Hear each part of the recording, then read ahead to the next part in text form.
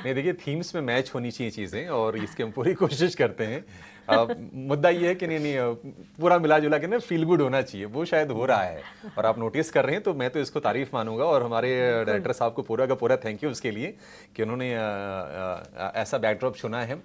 लेकिन एफआईज पर आते हैं शरद और मानसी।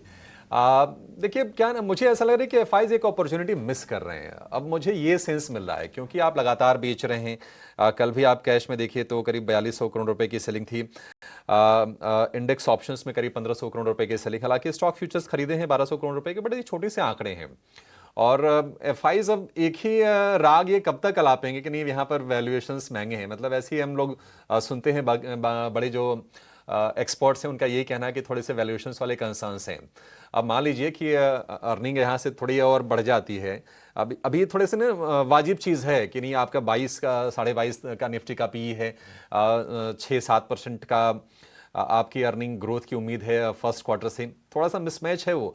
लेकिन ये कि अब मतलब बाकी डीआईस को खरीद ही रहे हैं, उनको तो अपॉर्चुनिटी दिख रही है और बाकी सारी चीज़ें हमारे फेवर में हैं।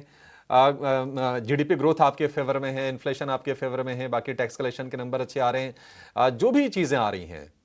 तो मुझे ऐसा लगता है कि एफआईज को थोड़ा सा ना विचार करना चाहिए और हम क्या कर सकते हैं, क्योंकि एक अपॉर्चुनिटी मिस तो है। आप देखिए निफ्टी बैंक रिकॉर्ड हाइज के आसपास है, कोई ज़्यादा नीचे आया नहीं। हार्डली मुझे लगता है कि 55,000 के लेवल्स हमने फिर से एक बढ़िया वाला 56,000 के लेवल से बढ़िया वाला हमने रिबाउंड देखा है निफ्टी बैंक पे। और रिकॉर्ड हाइज हमें लगता है कि नहीं इसी हफ्ते ही शायद बन जाए, आज या कल के सत्र में आप मतलब मान के चल सकते हैं। और ये पक्का मानिए कि नहीं इस सीरीज में तो निफ्टी बैंक का नया हाई बनने जा रहा है।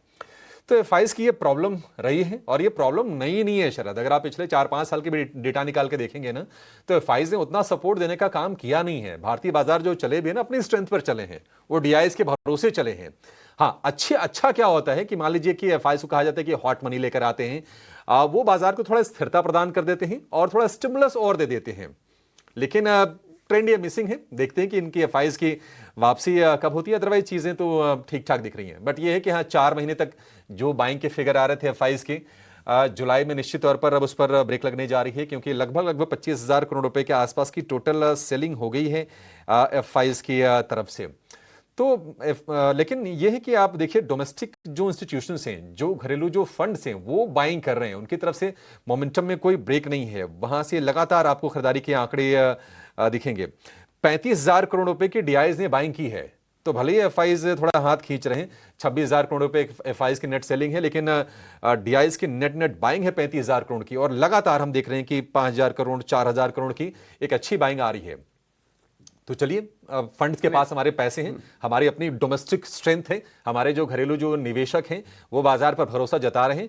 और बाजार हम देख रहे हैं कि मतलब यहां से ना चलने के लिए पूरा दिखाई दे रहा है। कल क्लोजिंग को देखकर ना मेरा उत्साह थोड़ा सा बढ़ा है, क्योंकि बहुत बढ़िया क्लोजिंग कल बाजार ने दिया है। और उसके पीछे की वजह यह रही कि जो अर्निंग्स आ रहे हैं ना, आप कल देखिए, कल जो भी अर्निंग्स आए, चाहे बड़ी कंपनीज की या फिर बाद में बाजार बंद होने के बाद भी ना, लार्जली अनुमान से बेहतर ही आए हैं। और मिड कैप को लार्ज कैप को आप पूरी उसमें मिला दीजिए तो बाजार में ऐसा लग रहा है कि जो शुरुआती निराशा थी अर्निंग्स को लेकर, टीसीएस के बाद जो थोड़ी निराशा पैदा हुई थी, वो लग रहा है कि नहीं छटेगी और बाजार के लिए एक नया ट्रिगर का काम करेगी। तो एफआईज बेच रहे हैं। अब मुझे लगता है कि ज्यादा नहीं बेचेंगे। कल लॉन्ग होल्डिंग आप देखेंगे ना, तो 14.4% पर जो गिर के पहुंच गई थी, वो थोड़ी सी बड़ी है, 15% के ऊपर आ गई है।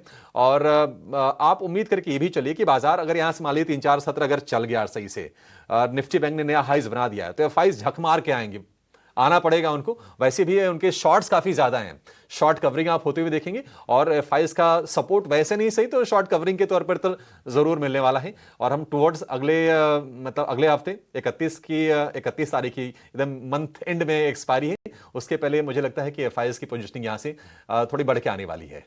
जी बिल्कुल। आप